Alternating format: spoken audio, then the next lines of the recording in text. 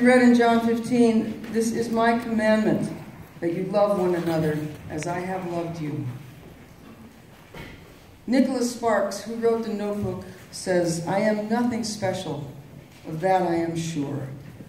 I am a common man with common thoughts, and I've led a common life. There are no monuments dedicated to me, and my name will soon be forgotten, but I've loved another with all my heart and soul, and to me, this has always been enough. To love another with all your heart and soul, what a gift.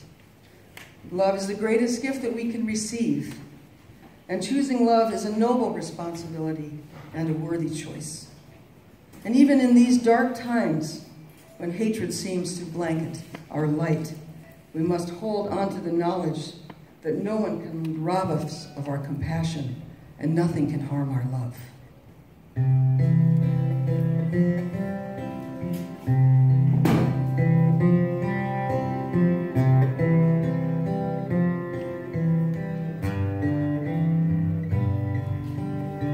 The sun comes up earlier, the light in the room holds a promise of spring and renewal. And though the temperatures plummet and the wind chill is brittle, in our house there's plenty of fuel. Nothing can harm our love.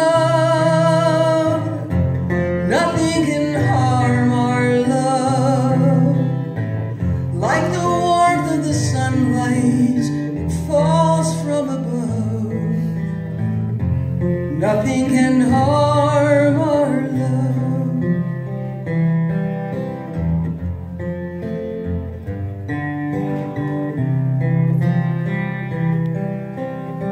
The world news is bleak, and the apathy bleaker, and there's a promise of peace called war. And though the numbers keep climbing, there's no end in sight. In our house we don't keep score. Nothing can harm our love. Nothing can harm our love. Like a prayer for compassion that falls from above. Nothing can harm our love. We hope for a miracle, that winter just ends, and that hatred is left at the station. Though you can't stop that train by pulling a cord, at least it shows determination. The night throws a blanket over all the earth's ills for the comfort and rest that's required. And with sleep comes repair, the body renewed. These days the world seems so tired. Nothing can harm our love. Nothing can harm our love. Like moonlight on water that falls from above. Nothing can harm our love.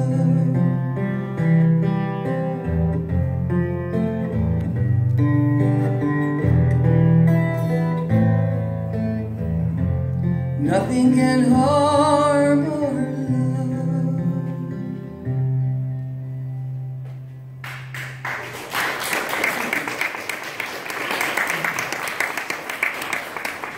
Also from the reading for John, these things have I spoken unto you, that my joy might remain in you, and your joy might be full. We can only imagine how our lives would be improved if our joy might be full. We can only manifest if we could only manifest more love and inclusion and less hatred and exclusion. But it does seem difficult in these times. They don't seem to reflect that possibility. There have been 1,624 shootings, mass shootings, in the U.S. in 1,870 days. It's unfathomable. 1,624 mass shootings in 1,870 days. No other developed nation comes close to the rate of U.S. gun violence. Americans own an estimated 265 million guns, more than one gun per adult. Data from the Gun Violence Archives reveals there is a mass shooting defined as 4 or more people shot in one incident, not including the shooter. 9 out of every 10 days on average. And we say never again, and still nothing is done. I recall the second worst mass shooting in modern America, the first being in Las Vegas, a shooting that occurred on the Pulse Orlando Club's Latin Night in Orlando, Florida. A targeted attack against queer people of color that sent shockwaves through the community globally. And still, we struggle to make sense of the lives taken, the hatred, and the level of sheer horror that permeated Pulse that morning. And we say never again, and still nothing is done.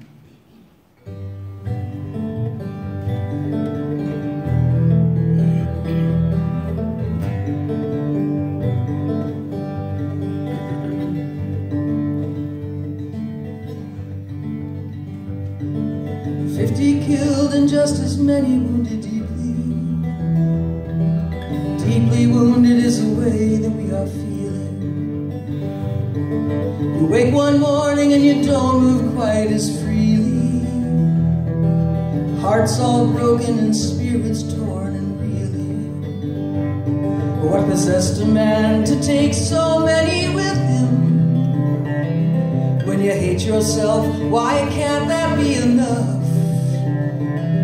But hatred grows, devouring all so greedy, strangling all but the tremendous power of love. Saturday night and the music's pulsing loudly, loudly pulsing to the beat of celebration. A time to be yourself and stand so proudly. When a man walks in with the plan of annihilation, what right has he to take so many with him? Is it in your own life is just enough? But hatred grows, devouring all so cowardly, strangling all but the tremendous power of love. So take these guns out far beyond the deepest ocean, and take your bigotry and toss it in the sea. Let it drown beneath your darkest dead emotions. Let it go, so we can once again feel free.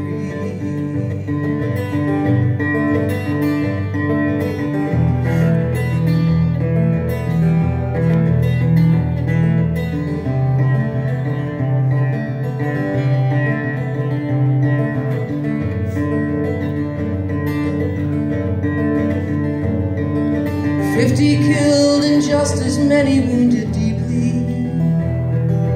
Deeply wounded is the way that we are feeling. You wake one morning and you don't move quite as freely. Hearts all broken and spirits torn and reeling.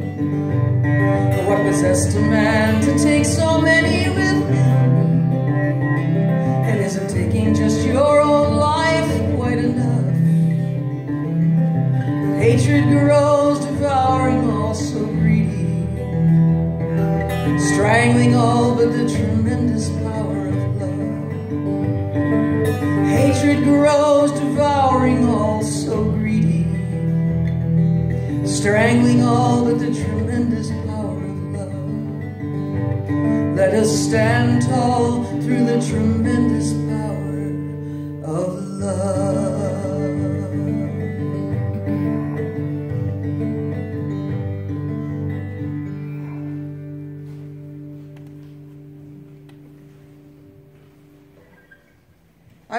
enough to attend the March for Our Lives here in D.C.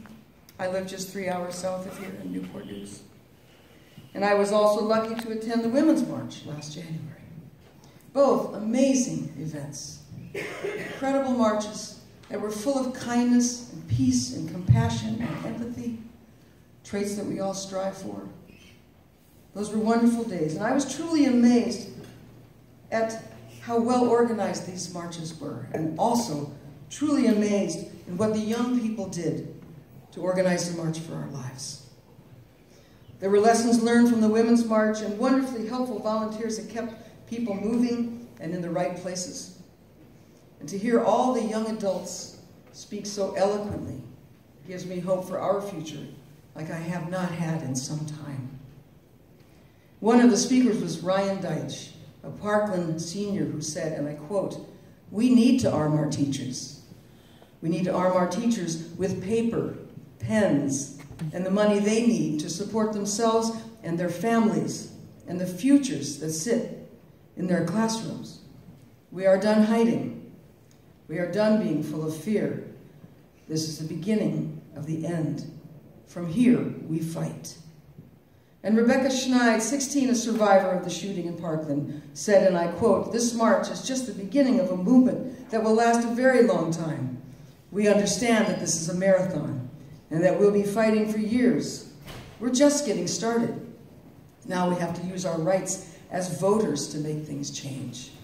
Politicians will see that we are not going away." And finally, Naomi Wadler, an 11-year-old activist from Virginia, said, and I quote, "I am here to acknowledge and represent the African-American girls whose stories don't make the front page of every national newspaper, whose stories don't lead on the evening news. I represent the African-American women who are victims of gun violence, who are simply statistics instead of vibrant, beautiful girls full of potential. For far too long, these names, these black girls and women, have been just numbers. I'm here to say, never again for those girls too. Never again, never again." And they mean it. These young adults are our future and have the chance to change the world in profound ways and are showing us their determination to change the world in ways that we have not.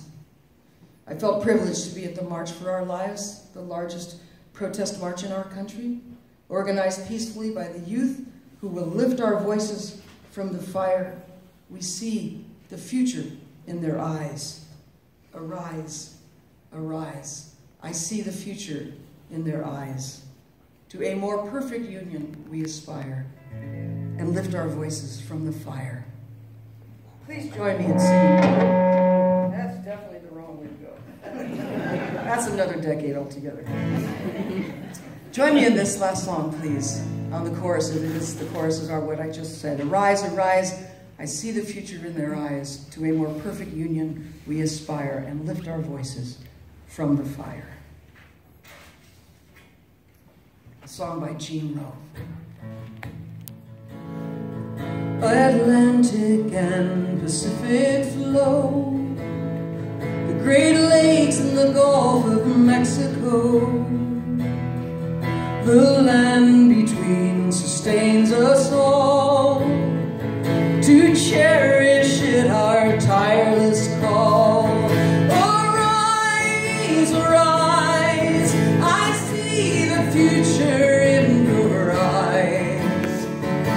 To a more perfect union we aspire, and lift our voices from the fire.